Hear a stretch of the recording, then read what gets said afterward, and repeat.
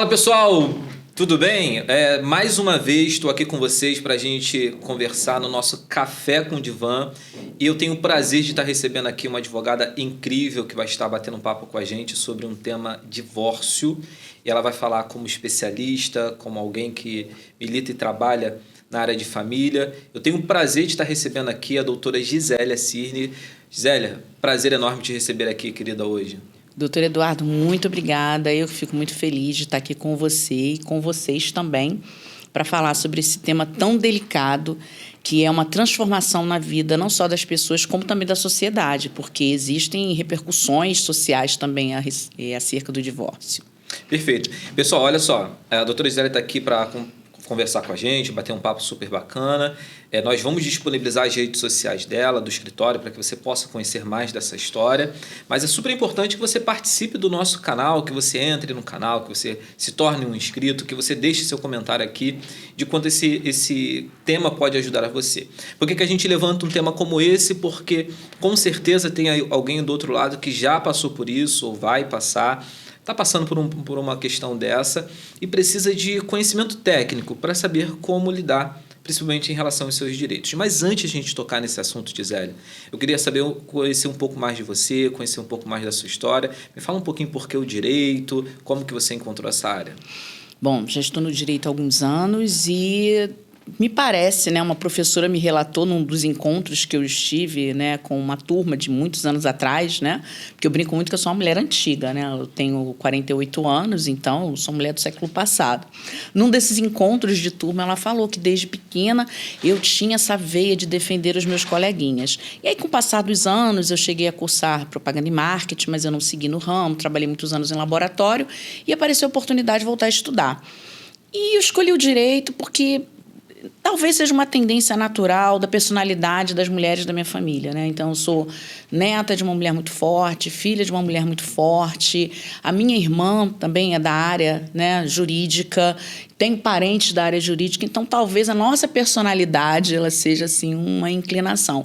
E eu fico muito feliz, Eduardo, de ter escolhido essa profissão, porque é aquele propósito de vida, É algo que realmente eu acredito, é algo que eu gosto, é algo que eu tenho realmente muito prazer. Não é só pelo dinheiro, não é aquele ditado pagando bem que mal há, Não tem.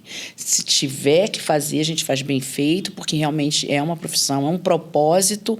É uma inclinação que eu tenho realmente para o direito. Escolhi a área civil porque, desde que eu comecei a faculdade, eu já fui fazer a conciliação, Eu fui uma das conciliadoras de juizado.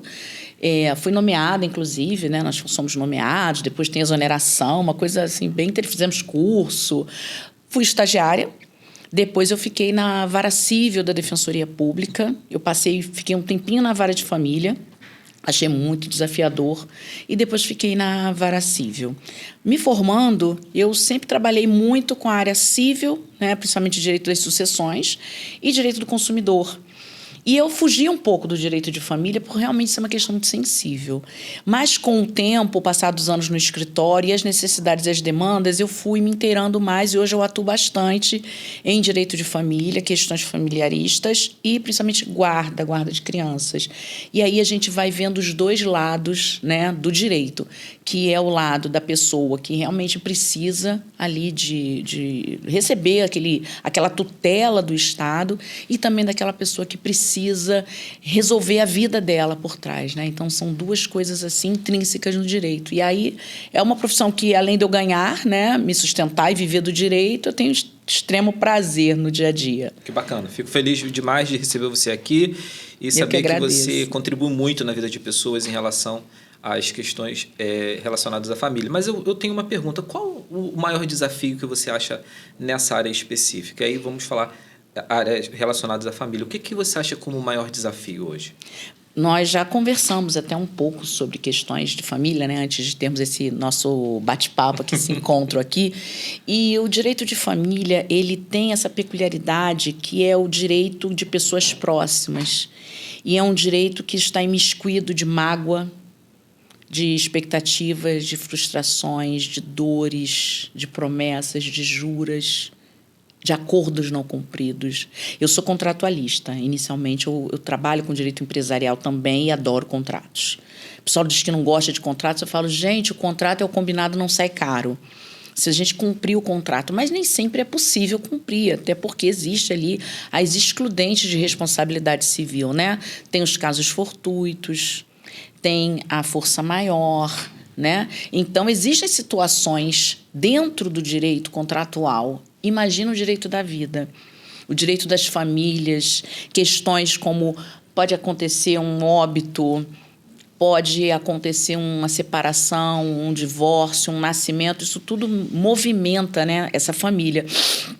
E uma coisa interessante é que o direito de família, a gente não está tratando apenas com duas partes, a gente trata com a parte e com os parentes, porque existe uma torcida ali por trás, né? Que é mais desafiador, né, Gisele? Pois é, porque você muitas das vezes está fazendo um trabalho ali técnico, mas com humanidade.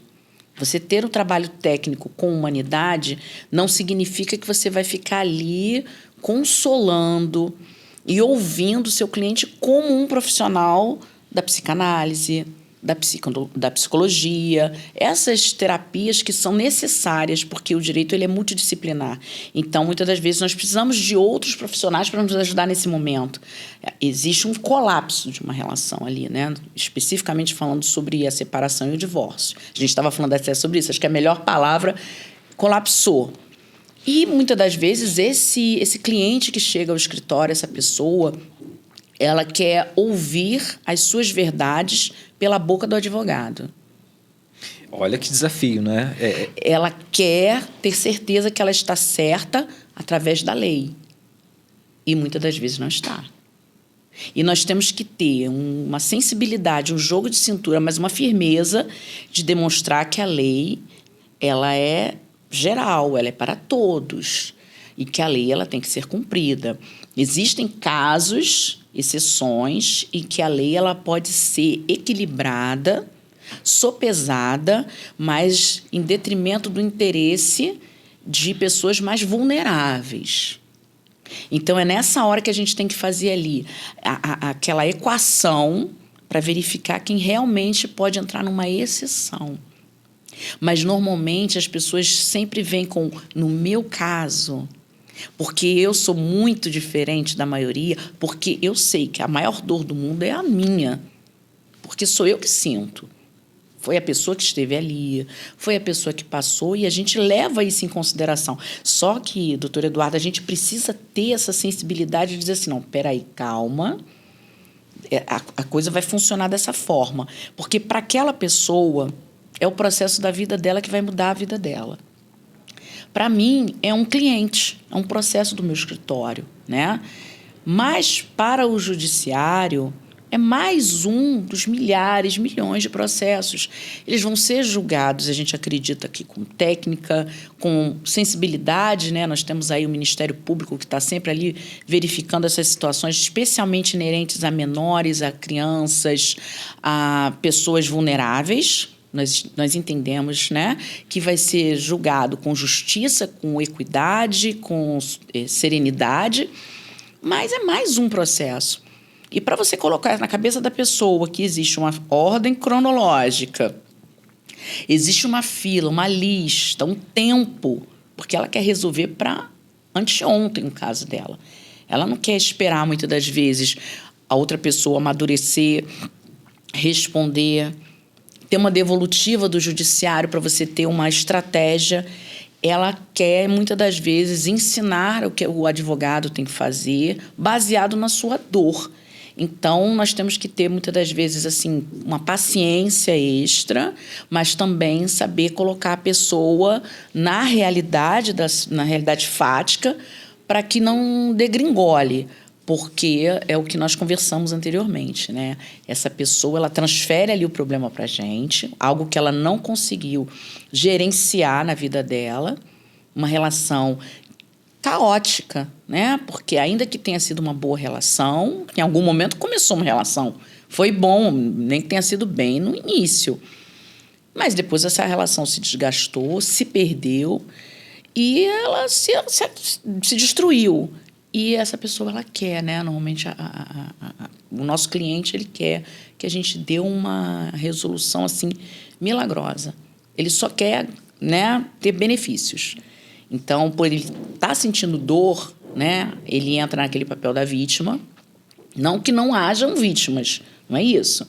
Mas ele assume o papel da vítima e não entende que, ainda que tenha tido ali algum problema causado por outrem, existe uma dualidade, né? Então, todo mundo erra um pouco, todo mundo peca um pouco, todo mundo contribui um pouco, mas a pessoa não entende isso. Então, a gente tem que saber lidar e também entender que, muitas das vezes, aquele cliente não tem o nosso perfil.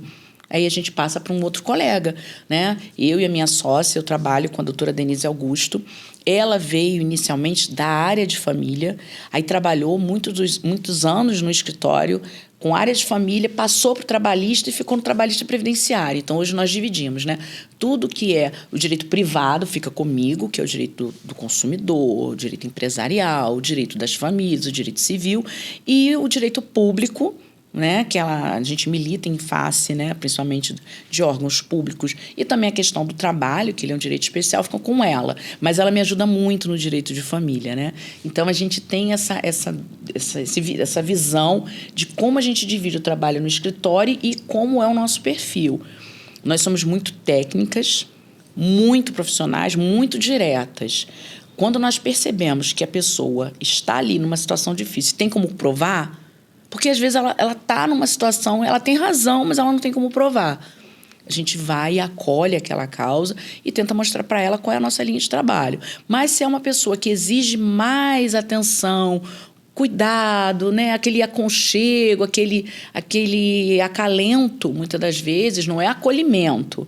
Acolhimento a gente sempre dá, a gente é obrigada a dar. Mas a pessoa quer ser acalentada, então nós talvez não tenhamos esse perfil para trabalhar naquele momento com aquela pessoa. Aí nós passamos para um colega que a gente verifica que tem mais aquele perfil, para não deixar a pessoa sozinha. Mas a dificuldade do direito de família é você ter esse feeling de perceber que nem sempre aquele cliente, né, ele vai entender o seu trabalho, você vai conseguir atendê-lo a contento e você direcionar ou então para uma equipe de profissionais, né? Muitas das vezes a gente indica assim, olha, isso que você está precisando aqui é uma terapia, é um psicólogo. Ontem mesmo eu falei sobre isso, porque a pessoa estava com tanta dor, com tanta raiva, que ela não estava conseguindo enxergar que o que a gente estava falando ali era de números. Porque, muitas das vezes, sonhos se reduzem a números, a cifras. Olha que coisa interessante, gente. O início do relacionamento, do casamento propriamente dito, ele vem com muita idealização, né, Gisele? Com o amor romântico dizendo o final vai ser feliz, todo mundo felizes para sempre. Só que pode acontecer no meio do caminho as intercorrências, entre elas a separação. E aí você fala sobre como chega isso no seu escritório, não é? Essas dores, dessas mágoas, e quantas pessoas às vezes não conseguem voltar para o racional. Era uma reparação desse ideal que foi construído, infelizmente não foi mantido. Qual é o perfil que você observa? A gente conversa muito, né? Já conversamos sobre esse assunto, e a gente tocou muito no assunto da mulher como esse objeto mais frágil como um ser mais frágil da sociedade, né? Por conta do machismo, por conta da história. Você observa isso ainda hoje? Você acredita que já mudou? Como que você observa esse contexto da mulher na relação do divórcio? Majoritariamente, né, nós ainda estamos dentro de uma sociedade que já se entende como patriarcado. Então, acho que quando você coloca a luz sobre o problema, fica mais fácil dela começar a se reorganizar. Nós estamos passando por um momento de transição. Eu sou de um tempo na sociedade analógico. Hoje eu opero tanto no analógico quanto no digital. Eu gosto muito, inclusive eu tenho formação, eu sou especialista em direito digital. Eu gosto muito, mas as pessoas ainda estão ali, transitando entre o analógico, né, que é o real, e o digital, que é o virtual. Não, tudo é real. Né? Tudo é real, tanto quanto a mente é corpo, né? A mente é corpo. A pessoa acha que é alguma coisa etérea, metafísica. Não é. Então, eu percebo que a mulher ainda, por uma questão social, ainda está nesse momento de parecer e realmente, às vezes, ser a mais prejudicada num relacionamento. Mas a gente já está mudando. Eu estou com 2 casos, né, de clientes que vão começar agora e são 2 mulheres diferentes. É uma mulher madura, já na menopausa, uma mulher de 54 anos, que está passando uma situação muito difícil, né? O casamento terminou por aquele clichê, né? Terminou, houve uma infidelidade, e aí se desfez os laços, e ela está numa situação de vulnerabilidade, porque se dedicou exclusivamente e precisa realmente de uma reparação aí e de um recomeço. E estou num outro divórcio em que uma mulher, na faixa de seus 40 anos, uma mulher madura, sim, mas uma mulher ainda relativamente jovem, uma mulher que trabalha, que tem uma carreira em franco crescimento e que foi, assim, meio que mimada, né, por esse marido, e ela agora quer continuar com todos os benefícios. Todo o bônus daquele casamento de uma classe média, né? Não entendendo que a relação dos alimentos, eles têm que ter não mais um binômio, mas um trinômio de possibilidade, necessidade, possibilidade e razoabilidade. É a necessidade, né, de quem está recebendo esses alimentos, normalmente dos filhos, a possibilidade da pessoa e a razoabilidade. Hoje, por tantas extravagâncias, a possibilidade dele caiu bastante, está bem prejudicada, e não é razoável que ele arque com 95% ou 90% dos alimentos dos filhos numa separação. Então, hoje a gente entende que já há uma mudança aí, mas a gente ainda vê, né, a figura da mulher como aquela pessoa que sofre. E eu vejo muito da nossa religiosidade, não só uma religião. Perfeito. De uma religiosidade em torno da figura do casamento, que ainda tem o casamento como algo sagrado e indissolúvel. E isso vem dos primórdios, por conta da religião, por conta da nossa história do divórcio no Brasil, que o casamento até 1890 era feito somente pela igreja. A partir de 1890, em janeiro de 1890, nós tivemos o decreto 181, que ele trazia o casamento civil, ou seja, o casamento não era mais religioso, até por conta das pessoas aqui no Brasil, depois da nossa promulgação da República, nós tivemos pessoas de outras religiões, de outros credos, ou que não tinham religião nenhuma, por conta dos imigrantes, dos estrangeiros, do comércio. Então, ele ali regulariza esse casamento civil, ele tira da igreja, dá para o Estado, outorga para o Estado. Ele fala lá sobre divórcio, mas não é bem divórcio. É uma separação de corpos, uma possível partilha. Mas ele não acaba ali com a questão indissolúvel do casamento. Uma vez casado, no religioso, casado para sempre. E aí tem as punições dentro da igreja, que a pessoa não pode mais tomar o ministério, né, da comunhão, e não pode casar novamente. Até hoje, né? Se a pessoa foi casada em uma determinada religião, ela não casa mais religiosamente naquela religião. Acabou, só uma vez. Isso existe até hoje. E a pessoa não poderia casar novamente. Aí nós vamos ter ali 2 figuras, desquite e concubinato. Então, o peso maior do desquite, né, que ele fica ali entre a década de 30 e a década de 70, antes da lei do divórcio, que é de 77, ela pesa muito para a mulher. Porque a mulher seria a desquitada. Os filhos da desquitada. Inclusive, né, você melhor do que eu sabe disso, alguns autores escrevem sobre os problemas psicológicos dos filhos das mulheres desquitadas. Então, tudo era desculpa. A criança estava com problema na escola, os pais eram desquitados. A mulher era uma mulher bonita, exuberante, ela era um problema na sociedade para as outras, porque nós fomos ensinadas a competir desde a época das fábulas, das lendas, das historinhas de contos de fadas, né? As mulheres, elas disputam entre si um prêmio. O prêmio qual é? O homem. Qual é o príncipe? É o homem. E qual é o final da história? Quando é o Felizes para Sempre? É o casamento. Então, a gente tem essa magia ainda do casamento, do vestido de noiva, do rito, da ritualística, como, agora eu vou ser feliz para sempre. Inclusive, as pessoas relaxam quando casam, né? Normalmente, o pessoal, quando casa, dá uma engordada, dá uma relaxada. Por quê? Agora eu não preciso fazer mais nada, eu não preciso fazer a manutenção. Eu comprei essa casa linda, maravilhosa, ou então uma casa que precisa de alguns ajustes, mas já que eu estou morando aqui, deixa como está. Ou se a casa é linda, maravilhosa, passa 3, 4 anos, não olha se tem que fazer um conserto, um reparo, uma pintura, mudar uma tendência, que às vezes aquilo ali já não cabe mais, trocar um móvel, aquela cor já não está mais uma... Entendeu? A pessoa vai ali se adaptando. Não, ela se acomodou naquilo e ali ela fica. E a vida da gente não é assim, né, doutor Eduardo?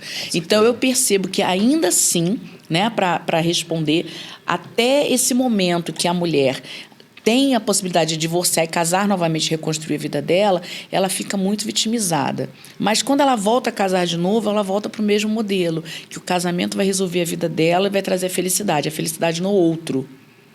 Porque ela enxerga a si e ela não enxerga o outro. Porque quando a gente enxerga o outro, a gente também passa a se enxergar um pouquinho, né? A gente se enxerga pelo outro, a gente se enxerga no outro, mas não só se vendo no outro, querendo que a pessoa mude e transforme por conta dela. É entender o outro que a gente se entende.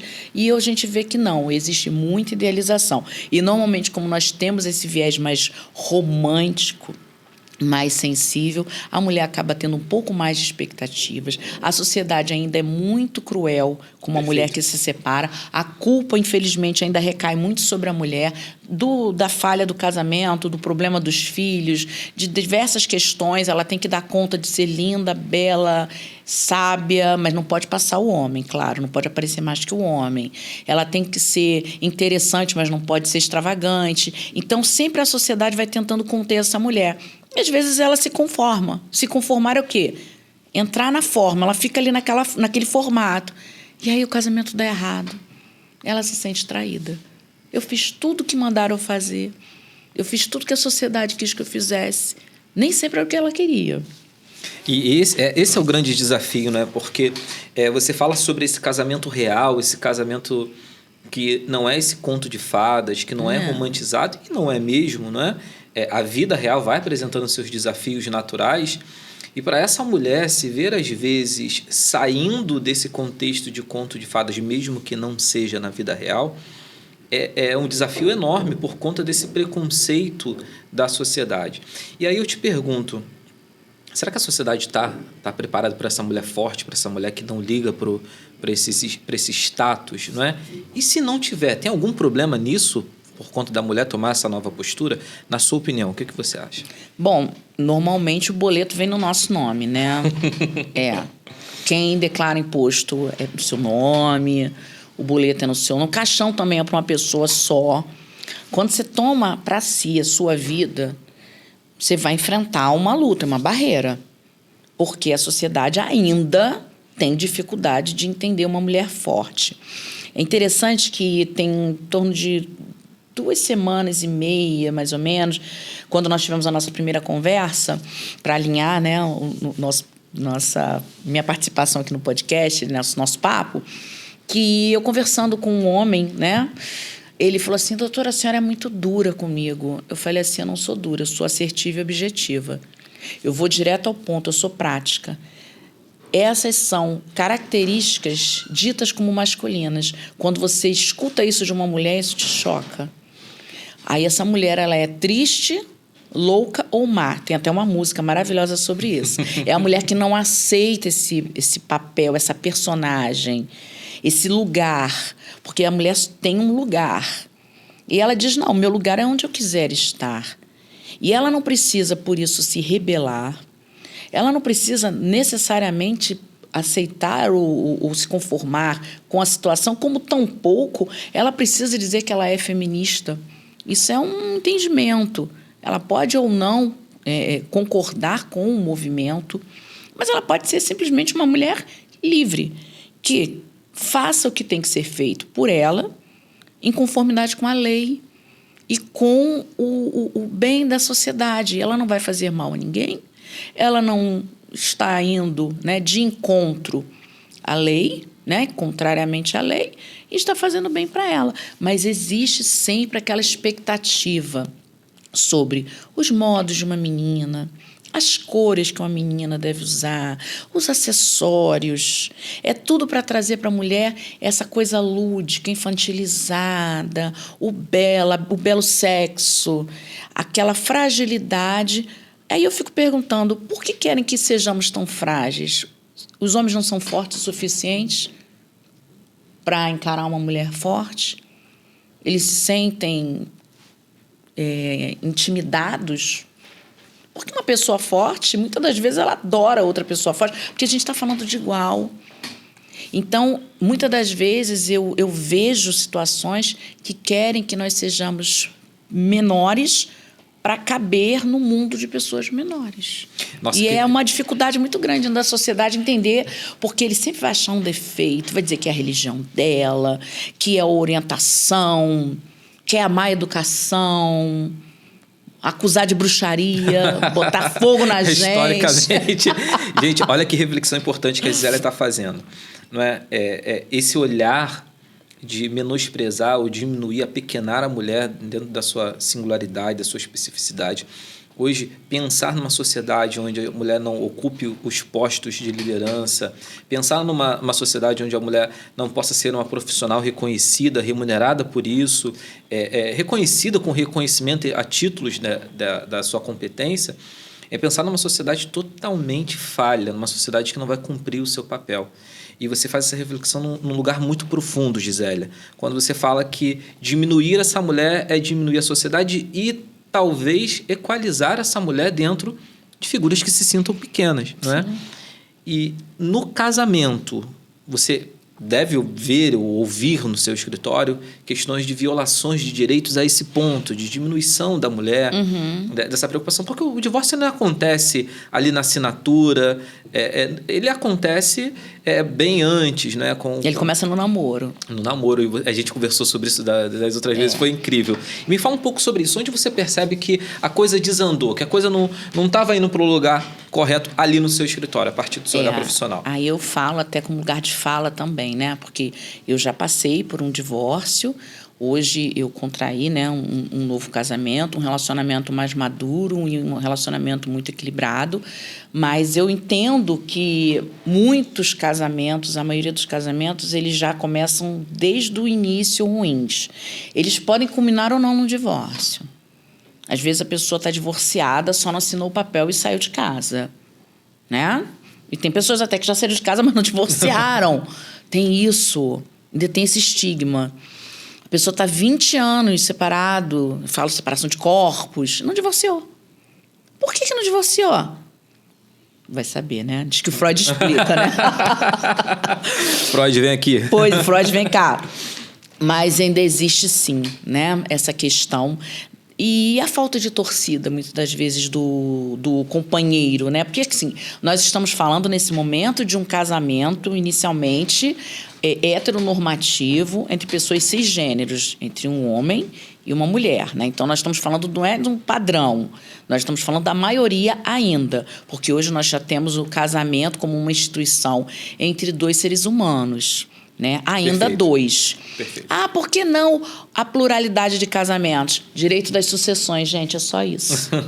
Como é que você vai dividir um monte com um monte de gente? É isso. Não tem essa coisa de, é por causa da religião. Não, gente, é porque na hora de fazer a partilha no direito das sucessões, o negócio não ia rolar. É sério. Não tem essa... A gente tem uma visão muito religiosa do Estado, da família, da proteção. Gente, não, é imposto, é divisão, é partilha... A coisa é bem, sabe, prática. Mas existe essa nuvem, né, esse manto de não, a proteção da família. Não, gente, é porque ninguém ia conseguir fazer partilha com um multicasamento. Ia dar confusão, né, praticamente. E eu sou muito prática, eu sou muito técnica, Sim. Você percebe isso?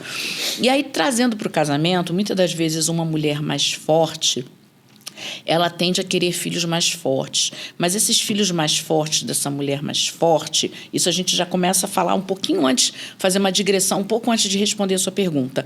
Eles ainda ouvem falar daquele papel da mamãe do lar, a mamãe que sopra, dá beijinho porque passa, aquela mamãe que faz aquela coisinha. E essa outra mãe, que às vezes é uma mãe doler, não é do lar, é doler, é aquela mãe que trabalha, aquela mãe que precisa trabalhar. Muitas das vezes não é só porque ela quer, porque ela precisa, né?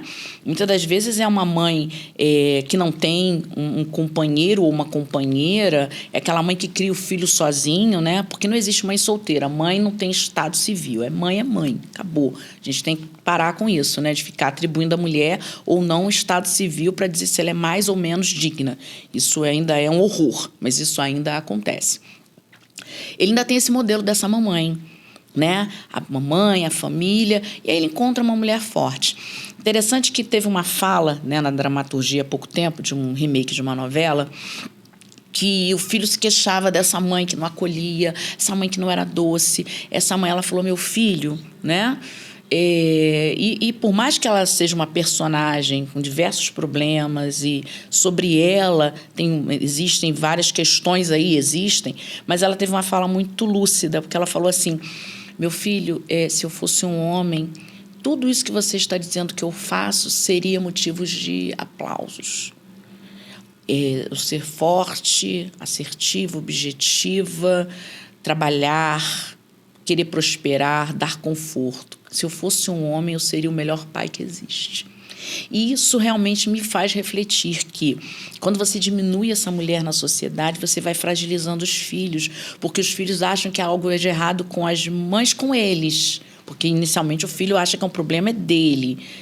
Né? Por mais que a criança, muitas das vezes, ela não consiga externar, ele se sente culpado por talvez a mãe não ser aquela mãe boazinha, fofinha, delicada, ser uma mulher mais forte. E aí, talvez esse cônjuge, né, tenha uma mãe mais como antigamente, aquela mãe mais tradicional, né? E aí ele encontra uma mulher forte, porque inicialmente a pessoa adora, né? Olha, uma pessoa forte, independente. E para conviver com essa mulher forte e dependente. Então, ela ainda tem que, mesmo sendo uma mulher mais assertiva, objetiva, ela precisa, muitas das vezes, diminuir as nuances, as tonalidades, para não assustar as pessoas. E tem muitos companheiros que não torcem pelo sucesso, competem com essa mulher, querem menoscabar essa pessoa, colocá-la para baixo, diminuir suas conquistas, cortar suas asas, os seus sonhos, para que eles não se sintam pequenos. Ou para que ela não seja melhor do que eles, para que ela não cresça. Você não lembra o príncipe, que agora é o rei Charles? Ele era 1 ou 2 centímetros menor que a princesa Diana. Era uma ordem que ela sempre andasse atrás dele. Nas fotos, ela sempre estava sentada. Eles nunca estavam lado a lado. Por quê? Para que ele não parecesse menor do que ela. Isso realmente era, né? Eu li uma matéria sobre isso. Tinha essa ordenança, né? Não era uma lei, mas uma ordenança, um protocolo, que ela viesse sempre um pouco atrás, para que ele não parecesse mais baixo do que ela, e nas fotografias sempre ela sentada. E nós estamos falando de uma família real.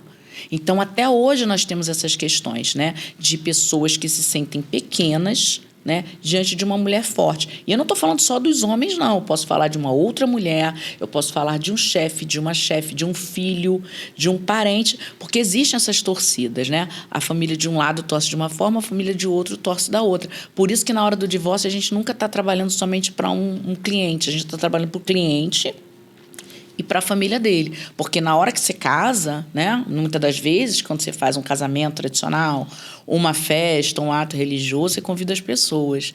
E meio que dá-se satisfação do fracasso para todo mundo. Não é simplesmente, olha, infelizmente não deu certo, a vida segue. Não. Tem a pecha do fracasso. E para essa mulher ainda é mais difícil.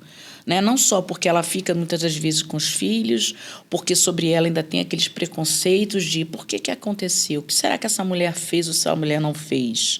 Se ela engordou, é porque ela estava gorda. Se ela emagreceu, porque ela estava acabada. E aí vai trazendo para o físico, para o emocional, para o espiritual. Mas às vezes não pergunta assim, ok, mas por que ela ficou assim? Qual foi a fonte? Qual a contribuição desse relacionamento nessa mudança? né? Nesse desmazelo, muitas das vezes, que as pessoas elas demonstram fora o que está dentro, né? Porque é uma lei hermética, inclusive. O que está fora está dentro. A gente, né? O que a gente às vezes está por dentro está por fora. E as pessoas não pegam esses pequenos detalhes. Aí chega no nosso escritório com essa dor, com essa chaga, e a gente tem que dar conta de resolver, pelo menos, a parte numérica. Né? Pelo menos a parte de melhorar ali um relacionamento para que os filhos, quando tem uma questão de guarda e convivência, né? Porque não é visitação, o genitor e a genitora não são visita, eles são pais e mães, são conviventes. Então, a gente tenta melhorar essa parte e reduzir o sonho, o felizes para sempre, na partilha, numa pensão, numa reparação. Aí realmente é doloroso e eu acho que a mulher ainda sente mais. Sim. Zélia, você fala desse assunto de uma forma muito profunda, eu acho super bacana, contribui muito com o nosso público. E aí eu queria virar um pouquinho essa mesa, o outro lado da moeda, e olhar esse papel do advogado nesse lugar. Porque é um lugar, de novo, que lida com as frustrações desse cliente que vai ao encontro do escritório, que tenta uma reparação da idealização que não foi concretizada. E eu imagino que para o advogado, você que tem uma larga experiência, você que trabalha com excelência nessa área, conseguiu no meio do caminho, ou no início, lidar com essas questões de uma forma mais tranquila. Mas como é o papel desse profissional, né? É difícil separar essa questão da emoção que vem por parte do cliente com a emoção do próprio advogado, que não tem só essa demanda, mas tem diversas demandas para lidar. Como que você observa isso? Bom, tem pessoas que dizem que não se afetam. Invejo essas pessoas, porque muitas das vezes você tem que meditar, orar, pedir. Eu até brinquei, eu falei, gente, passar um incenso, limpa, porque a pessoa ela vem carregada. Sim. Isso é uma questão de energia, né? A gente sabe que nós somos energia, tem energia aqui passando aqui no estúdio, enfim, nosso corpo, né? Ele é uma energia. Então, a pessoa ela traz um peso muito grande. Eu, pelo menos lá no escritório, eu procuro ter uma escuta atenta e uma escuta ativa. E eu interfiro porque eu preciso saber onde eu estou entrando, qual é a briga que eu estou, porque eu estou patrocinando. O papel do advogado particular é de patrocínio. Eu estou acreditando nessa causa, eu estou achando que você tem direito, eu vejo que você tem boas provas, eu vou comprar, entre aspas, o seu barulho por uma questão, uma contraprestação financeira, por uma questão de remuneração. Mas vamos lá. Então, para eu patrocinar aquela causa, primeiro eu tenho que ver aquilo ali. O primeiro juiz da causa sempre é o advogado. O advogado tem que analisar se realmente ele consegue trazer à pessoa o que lhe é de direito, né? Porque direito não é aquilo que lhe dão, é aquilo que não poderia ter sido tirado. Então, trazer de volta o que lhe é direito, porque ela está procurando você por isso, porque ela não conseguiu resolver sozinha. Então, alguma coisa ela foi defraudada, vilipendiada em alguma coisa ali. Inicialmente, você olha aquela questão, tem as provas, gente, não adianta, não basta alegar, tem que provar. Em algumas questões, você inverte o ônus da prova, mas são questões muito específicas. Normalmente, o ônus cabe a quem alega. Então, eu preciso de provas, eu preciso ter certeza, eu preciso dar um limite ali para o meu cliente, né? Eu escutei uma moça no Instagram e ela fala assim: pare, jovem, apenas pare. Achei ótimo. Pare, apenas pare. Dizer, olha, o meu papel aqui é esse e, infelizmente, você tem que fazer o papel de desiludir a pessoa. Gente, aí a pessoa, mas disseram porque saiu uma lei. Aí eu e minha sócia, essa lei sempre existiu. Porque agora nós temos uma polarização política que fica trazendo leis assim, que foi, né, editada uma lei. Eu fico assim, eu falei, sempre existiu. Porque eu posso... Calma, não é bem assim. Mas esse direito, falou, é relativo. E aí eu vou cortando, muitas das vezes, as asas que a pessoa chega lá, ela chega uma arpia e sai do meu escritório um beija-flor. Eu vou cortando, porque eu digo assim, calma, aqui não pode, esse direito é indisponível, você não pode fazer isso. Quer ver uma coisa interessante? Muitas das vezes, algumas mulheres, né, para provar que eram fortes, eu não quis pensão dele. Eu falei, você está errada, é direito indisponível do seu filho. Pá, primeiro jab, né? Porque esse direito é indisponível. O direito aos alimentos do filho não dependem da vontade ou não do genitor, a genitora que ficar. A criança tem direitos, o adolescente tem direitos, o jovem tem direitos, porque a gente está falando aí de manutenção de vida, de crescimento, não só físico, como também social, intelectual. Então, a mãe, né, por melhor que ela tenha sido, ela não tem o direito de mexer no direito do filho. E muitas das vezes ela quer trazer aquela coisa da sofredora, da mártir, aquela coisa toda, e eu vou... isso aqui não pode. Mas se o meu filho não quiser ir... Eu falei, ele não tem vontade, ele tem o poder familiar sobre ele, ele tem que ir. Eu falei, calma, isso aí pode ser flexibilizado se o outro aceitar, mas ele é obrigado, porque aí a gente vai falando de coisas duras que podem acontecer, muitas das vezes, uma busca e apreensão de menores, que é horrível. A polícia lá exerceu um mandado judicial para buscar e apreender uma criança que, às vezes, deveria ter voltado ou não deveria ter saído de algum lugar. Isso é muito traumático. Mas isso pode acontecer, porque as pessoas elas querem entrar na pirraça, na emulação, na birra, na barganha, porque o luto ele tem várias fases, né? Ela quer negociar e eu ali calmamente eu vou só cortando, eu vou só tirando. Não é uma questão fria, é uma questão técnica, porque eu tenho que dizer para a pessoa o seguinte: olha, não ache que isso aqui é um bolinho de morango, isso aqui é um procedimento. Primeiro eu falo do prazo, a pessoa já desanima, que um prazo hoje de um divórcio no litigioso ele não termina com menos de 3 anos, é para lá. Um acordo, doutor Eduardo, com homologação, consensual, acordo bonito, sabe? Um acordo azul da cor do mar. Ele vai levar de 9 meses a 1 ano para finalizar a transitar em julgado. Um acordo. A média, no Rio de Janeiro. 8 meses, 9 meses, 10 meses. Muito difícil a gente conseguir finalizar em poucos meses. Hoje não podemos mais fazer de forma extrajudicial se tiver menores. Nós tínhamos, né, uma resolução do CNJ que poderíamos fazer de forma extrajudicial desde que ajuizada a ação de alimentos. Agora não, essa ação ela tem que estar realmente resolvida, porque muitas das pessoas elas se comprometiam a ingressar com a ação ou só começavam a ação, divorciava, partilhava e cadê os alimentos? Então, isso foi realmente limitado. Então, precisamos ainda, com menores, né, com filhos, com frutos, ter essa sensibilidade. Então, se há ali um acordo, ele ainda leva esse tempo, que é um tempo, se você parar para pensar, quase 1 ano. 1 ano, acordo, litígio. Um diz que sim, outro diz que não. E uma coisa que às vezes é muito feio, o advogado, né, ele tem que ter um papel de apaziguador, de pacificador. Ele tem que trazer luz à verdade, mas ele não tem que ser deselegante, acusar a outra parte, e às vezes é isso que a minha cliente quer, que eu traga que ele não prestava, que a outra... Eu falo assim, Gisele, para com esse negócio de outra. Para com esse negócio de outra. Nós somos muito desunidas. Porque não foi a outra que falou, não, quem tinha um pacto com você era ele. Eu não estou dizendo que a amiguinha não errou, que a coleguinha não está errada. Mas quem fez um pacto, um compromisso, um juramento, foi ele. Calma, tira essa mulher daqui, vamos resolver com quem é de direito.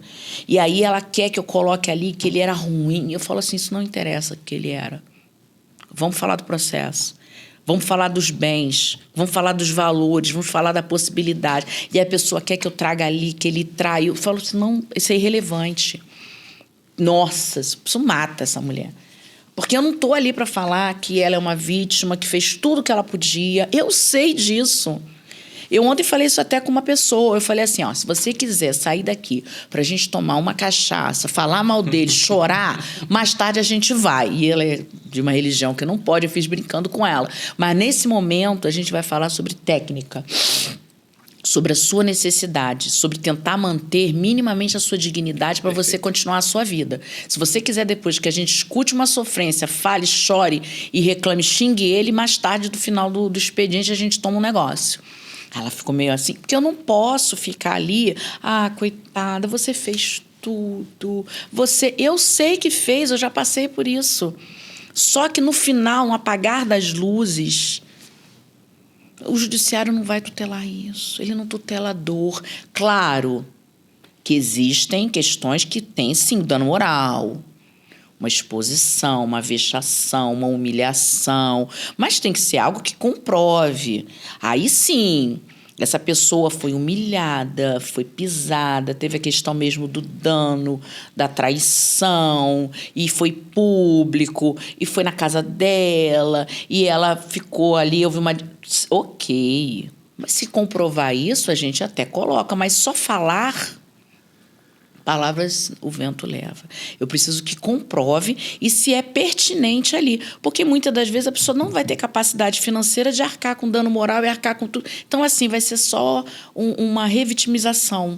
Vai ser só tocar na ferida que não vai adiantar. E, às vezes, a ferida ela tem que doer, até doer menos e ser só uma cicatriz. Então, quando chega lá no nosso escritório, tanto eu quanto a doutora Denise, que muitas das vezes quem atende é a doutora Denise, nós procuramos nós acolhemos a pessoa, a gente entende muitas das vezes que ela está passando por aquela dor. Eu digo assim, separa a dor um pouquinho, vamos tratar do que importa, porque tratando do que importa...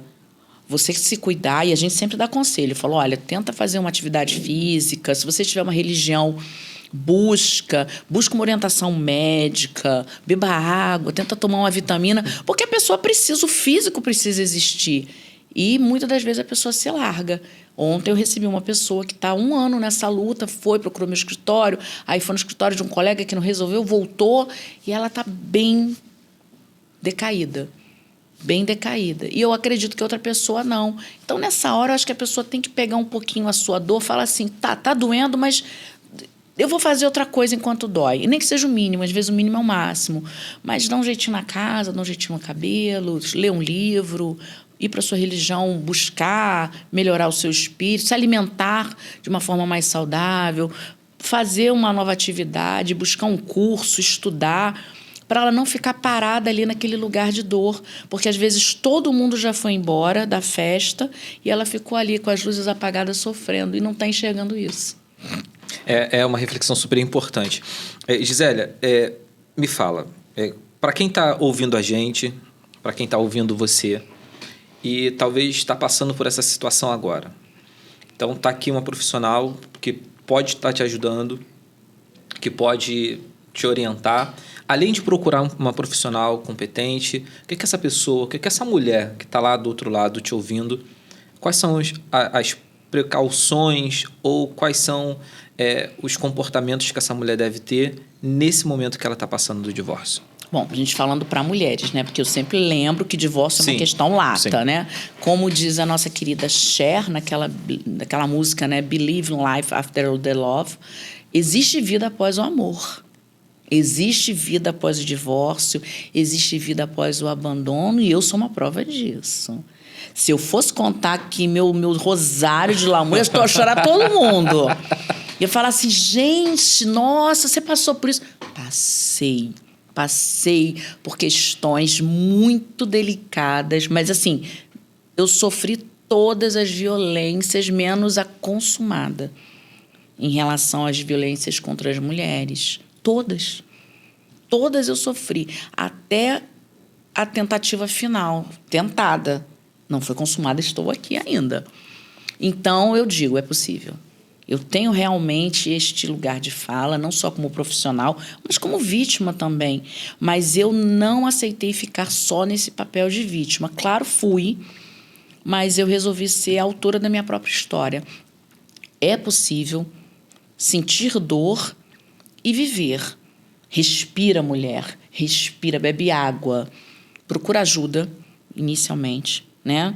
Se estiver sofrendo alguma violência doméstica, tem que buscar as delegacias especializadas. Existe, inicialmente, pelas varas, né, pelos juizados de violência doméstica, aquele divórcio urgente com a manutenção ali dos alimentos provisórios para que essa mulher consiga sobreviver enquanto está nesse turbilhão da violência. Não ache que fez uma coisinha, vai perdoar e não vai fazer de novo. Corre, né? Primeiro chacoalhão, corta e corre. não dar essa nova chance, porque, infelizmente, muitas mulheres não estão mais aqui nesse plano por conta disso. Então, inicialmente, está numa situação de violência, corre e pede ajuda. Está numa situação de uma relação tóxica, abusiva, porque às vezes a gente também é abusivo, tá? A gente pensa que só o outro é abusivo. Não, às vezes a gente também porque aqui a gente não está tratando de alecrim dourado, nós estamos falando de pessoas reais. Todo mundo erra. Eu também já errei, eu também não sou fácil, não. Então, eu acho que a gente tem que ter essa clarividência. Tem condição de procurar um terapeuta, um psicanalista, um psicólogo, um psiquiatra? Não consegue? A rede pública já tem. Hoje existe a telemedicina. Muitas das vezes existem profissionais que atendem de forma remota, né, doutor Eduardo? Então, busca essa ajuda. Procura uma espiritualidade, uma religião coerente e que vai te acalmar e não incitar a mulher a ficar iludida achando que ele vai retornar. Não. Quem tem que retornar é você, para você mesmo. Volta para o teu corpo. Ela fica ali, volta para o teu corpo.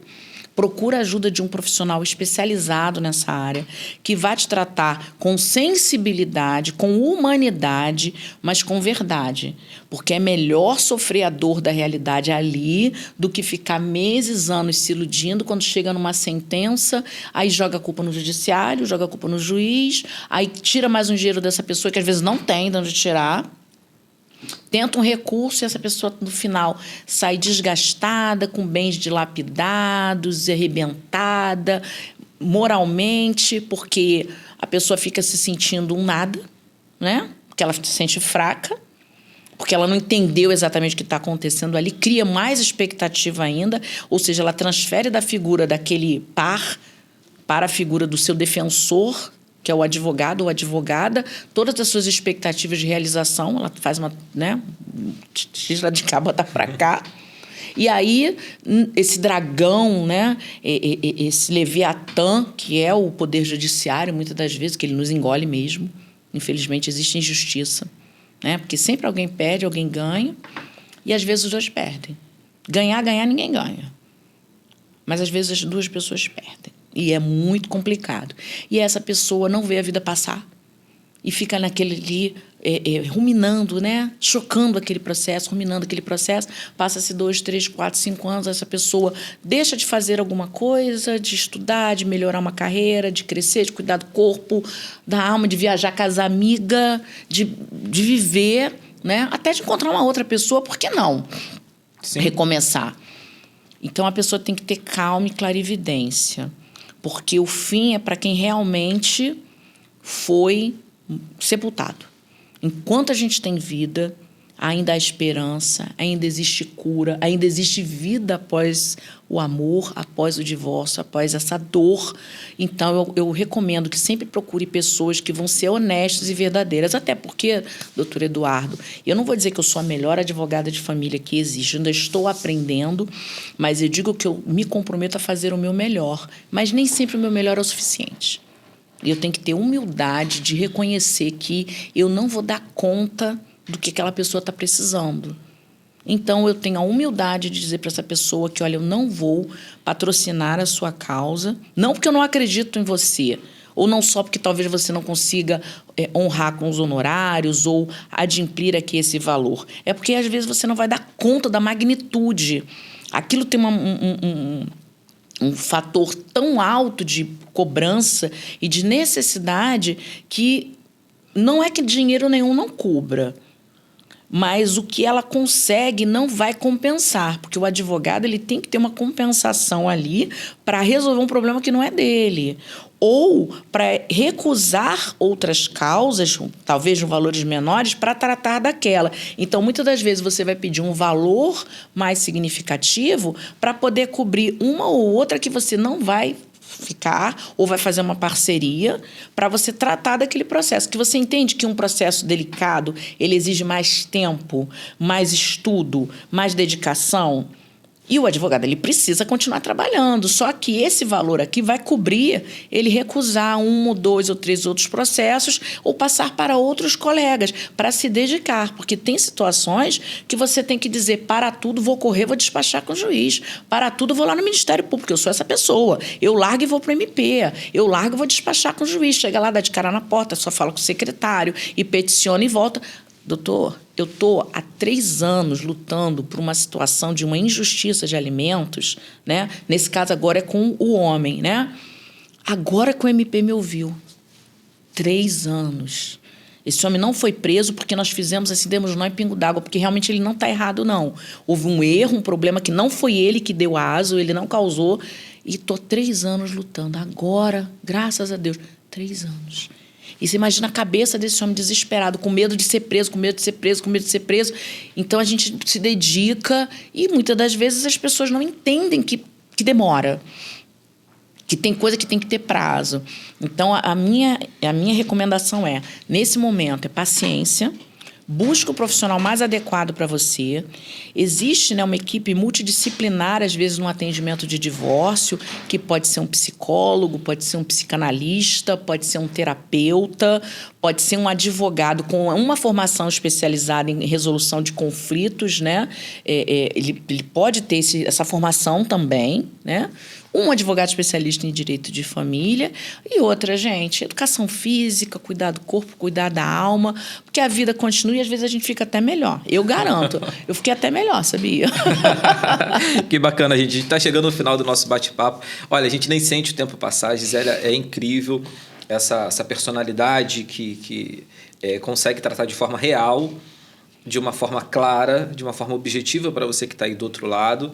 É um tema tão sensível, né, Gisele? Mas a gente tratar assim, do jeito que ele é, de uma forma clara mesmo, né, para que a gente possa oportunizar a pessoa que está do outro lado, observar todos os parâmetros dessa decisão de não vou continuar mais nessa relação e as implicações jurídicas nisso é super importante.